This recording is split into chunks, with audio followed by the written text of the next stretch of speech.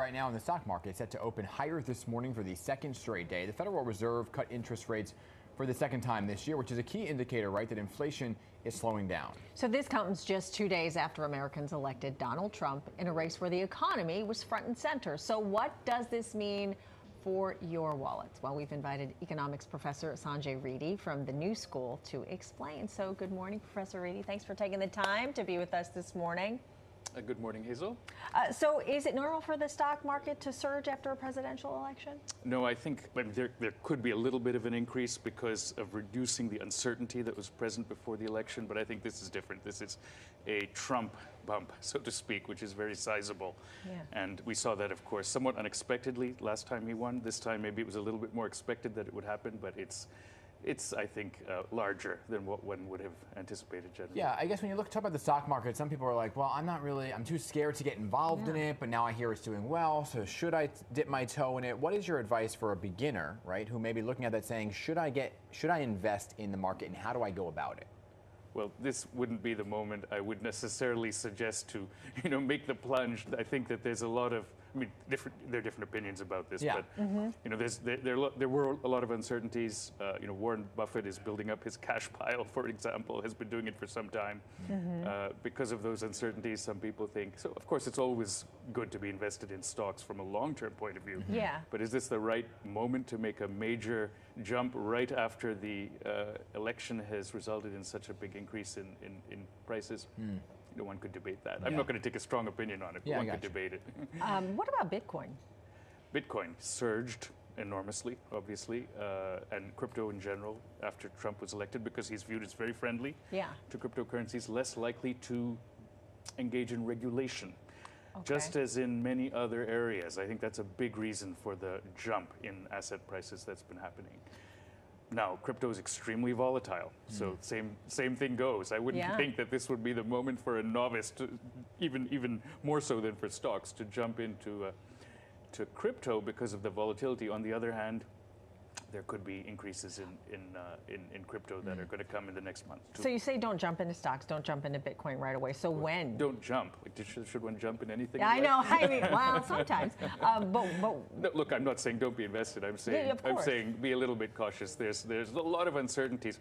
Trump is nothing other than a president who generates uncertainties. I know there are people in the market who are saying that we now have certainty, we have regulatory certainty that crypto is not going to be regulated, for instance, so that there's going to be a lighter hand on financial regulation. On the other hand, look at all the uncertainties to do with what kinds of tariffs are going to be introduced, what kinds of effects those are going to have on inflation, what kinds of consequences there are going to be of the changing geopolitical relationships for economic variables as well.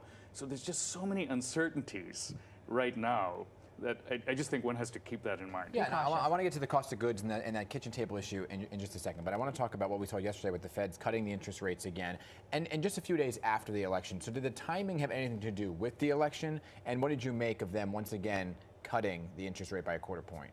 I think it was somewhat expected. It had been being discussed for some time, and the reason for that is that the Fed has been succeeding in its inflation targets, achieving its inflation targets. The inflation has been creeping down, and interest rates are coming down as a consequence. So whether the exact timing and specific amount of the rate cut were to be explained, I very much doubt by that. But let me ask you this, right? Because you're saying that it's going down, right? And you look at the economic factor, and the interest rates were cut because of a good sign that inflation's coming down. But people didn't believe it, they didn't feel it, and they don't feel it when you talk to them on the streets, right? They're like, well, my eggs are too expensive, the bacon's too expensive, the cost of a house is too expensive. So while you're the money guy and the numbers guy, you can say it looks great, but how come people don't feel it?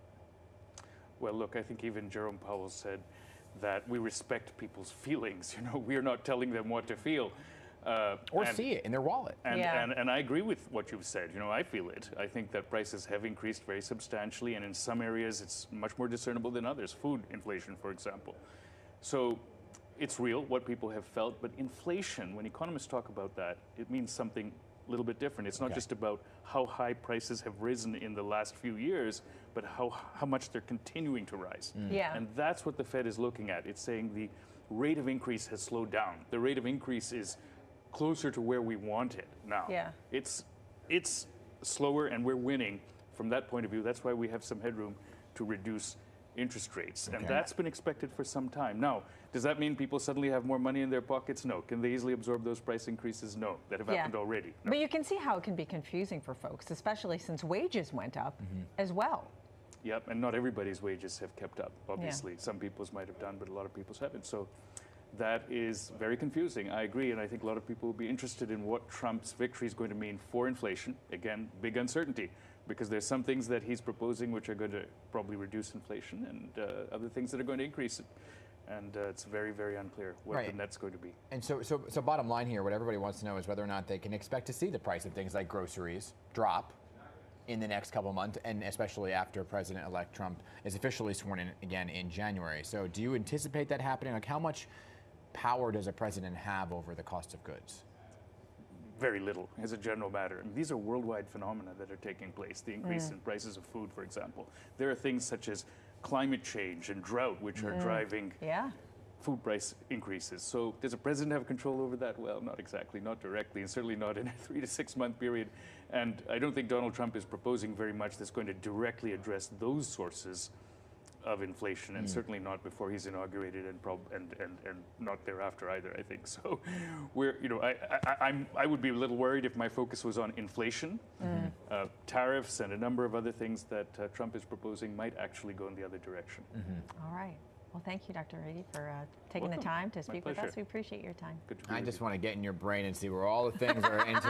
It's got to be fascinating what goes on up there. All right, thank you. Thank you so much. I'd like to get in yours. Oh God, it's empty.